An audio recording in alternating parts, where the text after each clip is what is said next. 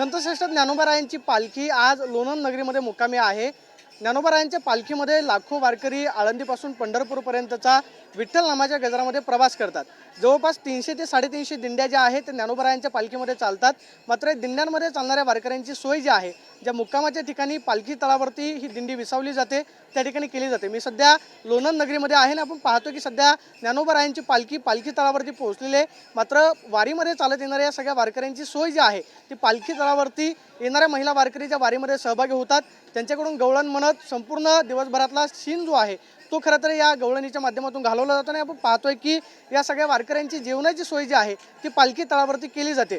माऊलींच्या ज्ञानोबारायांच्या वारीचं एक महत्त्व जे आहे ते म्हणजे वारीमध्ये चालणारा वारकरी उपाशी राहत नाही, कारण या भुकेल्यांची सोय जो आहे तो देव करतो, अशा पद्धतीची आख्यायिका सांगितली जाते। आणि ज्ञानोबारायांच्या पालखीमध्ये ज्या मानाच्या दिंड्या चालतात, रथाच्या पाठीमागे असणारी खडकतकर बाबांची दिंडी जी आहे ती क्रमांक 1ची या ज्ञानोबारायांच्या पालखीमध्ये चालते। ज्ञानेश्वर महाराज जवळेकर आपल्याबरोबर आहेत। किती वर्षांची तुमची दिंडीची परंपरा आहे? साधारणतः किती वारकरी तुमच्या दिंडीमध्ये चालतात? रामकृष्ण हरी, आमची 150 ते 200 वर्षाची परंपरा आहे।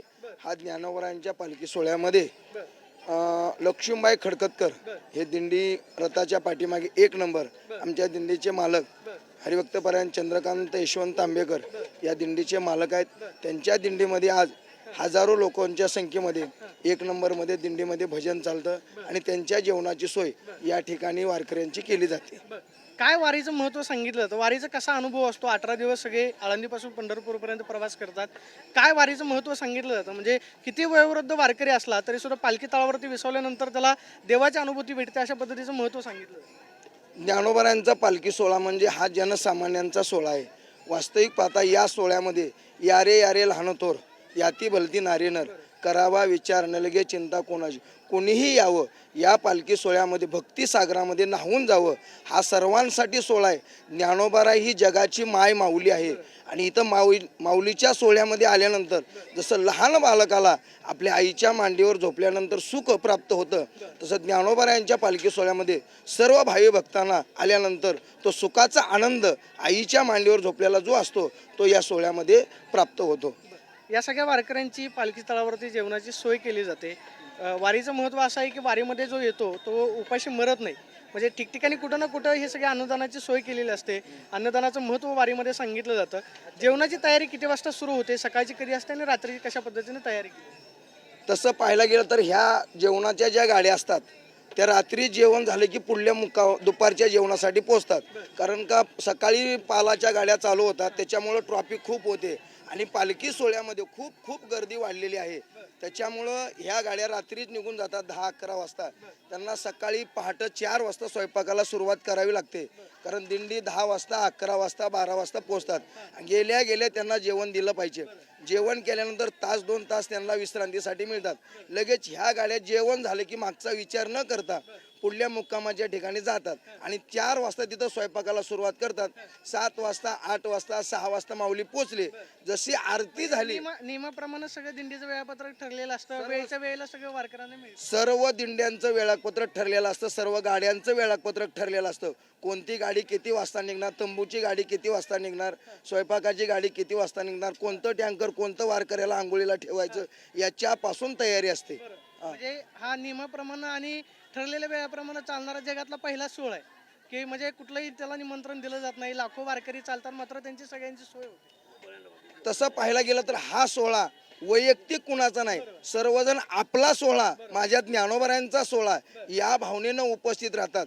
वास्तविक पाहता इथं कुणालाही काम काही सांगायची गरज नाही, ज्याचं त्याचं काम ठरलेलं आहे आणि ज्याची तो व्यक्ती आपापलं काम पूर्ण पदाने म्हणजे पूर्ण ह्याने वेळेत देऊन तो पूर्ण करतो। वास्तविक पाहता पालं ठोकणारे असतील, ड्रायव्हर असतील, गाडी चालवणारे, टँकरवाले असतील, दिंडीत चालणारे, त्यांना सांगायची गरज नाही। तुमची जागा एकदा आळंदीमध्ये फिक्स झाली, या लाईनला चलायचं, त्या लाईनला चलून अगदी पंढरपूर पर्यंत 1 सेकंद इकडं तिकडं न होता ज्ञानोबारायांना चिटकून चालतो। आता ही या ठिकाणी आचारी जे आहे ते जेवणाची सोय करतात, मात्र या सगळ्या वारकऱ्यांची सोय जी आहे ज्यांच्याकडून केली जाते ते म्हणजे वारीमध्ये चालणाऱ्या महिला वारकरी। आपण पाहतोय की पालखी तळावरती तिकडे ज्ञानोबाराय विसावलेले आहेत आणि ज्या दिंड्या मुक्कामाच्या ठिकाणी येतात आपण पाहतोय की या सगळ्या महिला वारकऱ्यांकडून या सगळ्या वारकऱ्यांची जेवणाची सोय जी आहे ती केली जाते। आपण पाहतोय की वयोवृद्ध वारकरी आहेत, महिला आहेत, गवळणी म्हणतायत आणि आपला वारीमध्ये चाललेला शीन जो आहे तो घालवताना आपल्याला पाहायला मिळतात। या सगळ्या पालखी तळावरती आपण पाहतोय की महिलांकडून भाकरी ज्या आहेत या ठिकाणी थापल्या जात आहेत। या आजी आपण पाहतोय की किती वय आपण यांचा अंदाज केला नसेल, मात्र या सगळ्या महिला पालखी तळावरती या ठिकाणी विसावलेले आहेत। आजी कुठून आले? जवळगाववरून। बर, किती वर्ष झाले येता? 20 वर्ष झालं. 20 वर्ष। हो. थकल्यासारखं वाटतंय का? नाही बर, नाही आता वाटत. कुठं जायचंय? आता त्यांचं पंढरपूरला पंढरपूरला। कुणाला भेटायचंय? पांडुरंगाला इथं भेटतंय का पांडुरंग पण? भेटतो कुठं भेटतंय? देवळात हा? देवळात देवळात भेटतंय का पण नक्की? भेटताय बर भेटतो बर। भेटतो. आता काय हाती दुखतात का मग एवढं सगळं नाही काम नाही करायचं? नाही नाही नाही दुखत नाही काय नाही. बर हा बर दुखत नाही. बर। आपण पाहतोय की त्या सांगतात की पांडुरंगाला भेटायला जायचंय। आपण पाहतोय दुसऱ्या बाजूला या सगळ्या महिला वारकरी ज्या आहेत ते या ठिकाणी जेवणाची सोय करतात। बर, किती वर्ष झालं? 30 वर्ष 30 वर्ष। झाली बर होय. परत वारीला 10 वर्ष बर आणि आता किती बी वर्ष झाली बर। आता कुठं जायचं मग पुढे? पंढरीला. पंढरीला। हा बर, पण आता काय वारी पोच करायची म्हणजे? तर बर महिन्यावरला इथे बर होय बर पांडुरंगाला. आपल्या सर्व मोठ्या वाऱ्या झाल्या. बर। 10-15 गवळण म्हणणार का तुम्ही? कुणाला येते गवळ? हा म्हणा, गवळण म्हणा। पाण्या निघाली राधा, पाण्या निघाली राधा, गवळण ऋण जुन वाजे पायी पैंजन, गवळण ऋण जुन वाजे पायी पैंजन, पाणी आसाता पाणी अशी जाती, डोईवर घागर हातामंदी जारी, गवळण ऋण जुन वाजे पायी पैंजन, गवळण ऋण जुन वाजे पायी पैंजन.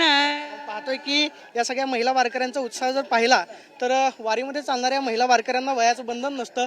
साधारणतः 80-85 वर्षाच्या या सगळ्या महिला वारकरी असतील। मात्र आपण पाहतोय की ज्ञानोबा तुकारामांच्या गजरामध्ये आळंदीपासून पंढरपूरपर्यंतचा प्रवास करतात आणि आम्हाला पांडुरंगाला भेटायचं आहे ही भावना खरं तर या सगळ्या वारकऱ्यांची बोलकी प्रतिक्रिया आपल्याला पाहायला मिळते। आणि आळंदीपासून निघालेला हा सगळा लाखोंचा जनसमुदाय पांडुरंगाच्या भेटीसाठी निघालेला आहे आणि आपण पाहतो की ज्ञानोबा राय आज लोणंद नगरीमध्ये विसावलेले पाहायला मिळतात। कॅमेरावर विकी चव्हाण, प्रदीप कापसे, TV9 मराठी, लोणंद, सातारा।